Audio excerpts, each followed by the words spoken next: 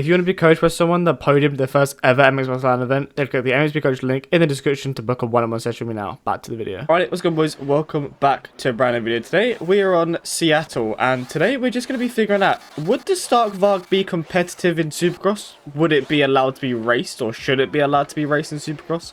That's what we're going to try and find out. We're going to see whether it's even worse. Say for example, you know, Stark Varg would be allowed to race next week. Would it be competitive? Would people actually race it? Would it actually be worth doing? I've got it on open mapping. I've made a little bit of a Supercross setup. Don't really know if it's going to be that great, but for some reason it feels very, very buggy right now, so I might have to figure something out with some gearing. But right now it feels very, very buggy. But I feel actually because there's not really a bottom end on it, to be honest. Like with it being electric, it takes a little while to pick up speed, so it is kind of awkward to use in Supercross, which is probably why it's not really used. But I might even have a little foot around, maybe find some gearing or find something that works well. But let's just figure it out. Let's just see whether it would actually be a competitive bike. Obviously, being on Seattle, this was a rain race for us, so it's going to be very hard to kind of compare times because obviously we did qualify in the rain, so you can't really compare lap times. Okay, so I've just changed some gearing around on it now. It was on like 1448, which is very, very long. So maybe with some shorter gearing, it might feel better. I just went to put in the clutch there, and there isn't a clutch on this bike, so that did absolutely nothing. But yeah, let's just see if we can just get some laps going, just feel comfortable. It feels very sketchy because it's got no bottom end on it. It takes a little minute to pick up. You almost got to be like extra smooth everywhere just to make sure you can get over everything. Sort of find myself stretching everything just to try and get over it. So you got to sort of stretch all of these big lines. I wonder if we can just triple around this corner here. So triple. Oh, I mean, we did it, but it is still a bit of a stretch. I'm not going to be able to get through the whoops now, are we? Oh, I mean, once it starts picking up pace, it isn't too bad, but it's the initial bottom end that it really struggles with. Right, let's see if we can get a lap on it then, shall we? Let's see if we can run a lap.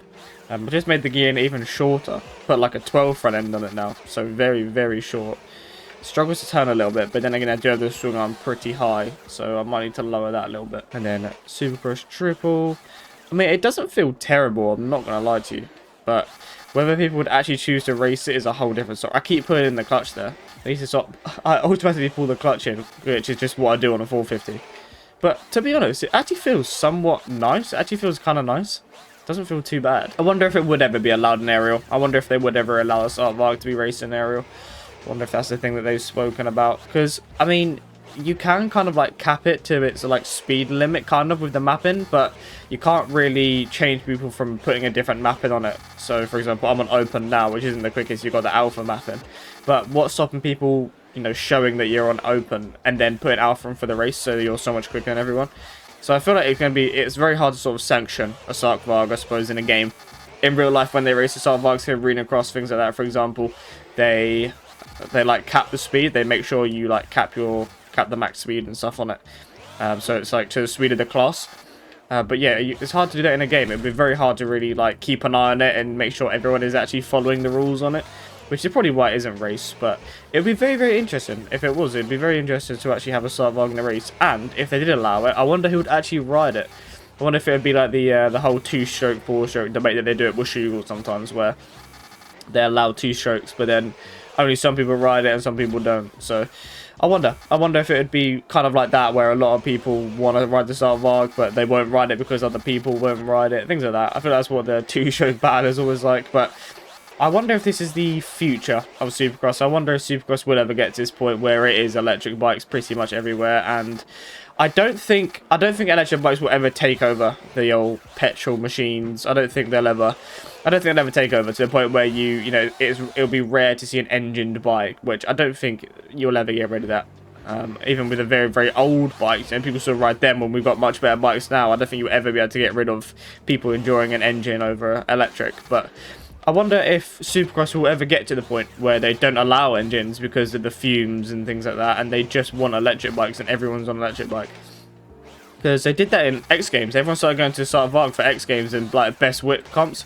Because the Stark Varg is a very, very nimble bike. It's very heavy, but it's a very, very nimble bike. Has a lot of power, and it's really good for throwing whips. So a lot of the top guys at X Games, like Colby Braha, and a lot of just like top X Games or just best whip kind of guys, they were all going to the Stark Varg.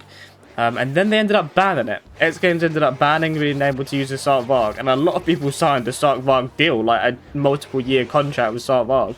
So I'm not really sure what they've got to do now. But yeah, they ended up banning Starkville for competitions in like X Games stuff. So very, very interesting. But I wonder if AMA, for example, will ever do the opposite and ban engines and go straight electric only.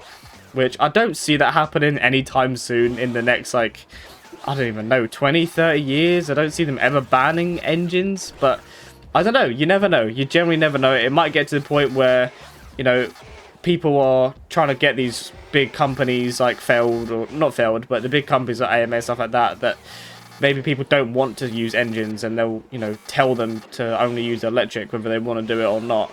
So I wonder if it would ever happen. It'd be very, very interesting. But let's see next up if we can get a lap on the board, a somewhat decent lap. I don't think we're going to get anything special, but I don't know. It just feels like a very smooth bike. It doesn't feel quick. It doesn't feel like you're setting the world alight with the lap times or anything. However, it feels kind of smooth. It feels nice. It kind of turns good. It's got decent traction because of the bottom end. It's not got a whole bunch of bottom end on it, so it feels kind of nice. It feels very controllable. It feels very light. It feels very nimble. But yeah, I don't prefer it over my YZ450. I feel like the Yamaha is very, very nice, very nimble bike, has that bottom end power. This, I don't know, like I keep making little mistakes there where I'm over jumping stuff because of the engine braking and things like that. Obviously, you kind of use the engine braking to your advantage on an engine bike. And with a Start Varg, it's got no engine braking, or very, very limited engine braking, I should say. So it is rather difficult to sort of control where the bike's going when it's rolling. Normally, obviously, like I said, in an engine bike, you control the engine brake and you force it sometimes. You know, you go down to first gear and you kind of, you know what power is going to be delivered through the bike. With the Start Varg, it's kind of the unknown that is kind of awkward for Supercross. It's kind of unknown because obviously you just roll up the lip of a jump or something and it'll keep going. It very, very rarely will slow down. Whereas a Yamaha, you know, you want to be on the throttle quite a lot. You get off the throttle when you want engine braking. This Start Varg can get off the throttle and it keeps going. It wants to keep going forwards. You have to you really have to use the brakes more. You can barely even use brakes really for Supercross on an actual engine bike. You can just sort of get it into the corner, roll it around the corner. I feel like on a Start Varg, you do kind of have to be on the brakes every now and then. We were a second up on the time there, but then we ended up making mistakes. That's a little bit annoying. But I don't know. I feel like we could be getting lap times or decent lap times around here. But I don't know. It doesn't feel like a quick bike. I feel like you're not going to get anywhere with hot lap in it. But when it comes to being smooth and running consistent lap times, it actually feels kind of nice. But let me know in the comments below whether we'll ever see a full Start Varg class in AMA or whether we'll start racing them in aerial in the next year or two. Let me know. Let me know if you ever think either of them are going to happen. But yeah, I think that'll do it from me. Overall, my point of view is no, I don't think we'll ever really be riding it in aerial. And yeah, is it competitive? Yes, I would say it's competitive, but only to an extent. I feel like it's a very good race bike. It's very smooth, consistent. But are you really going to be battling for wins on it? I'm going to say no, unless you're just like outrageously good. But yeah, I would say it's competitive. I would definitely say it's a competitive bike. But yeah, appreciate you guys watching. Hope you guys did enjoy a bit of a different style of video. But yeah, appreciate you guys watching. Like, subscribe, and yeah, I will see you all in my next video. Peace.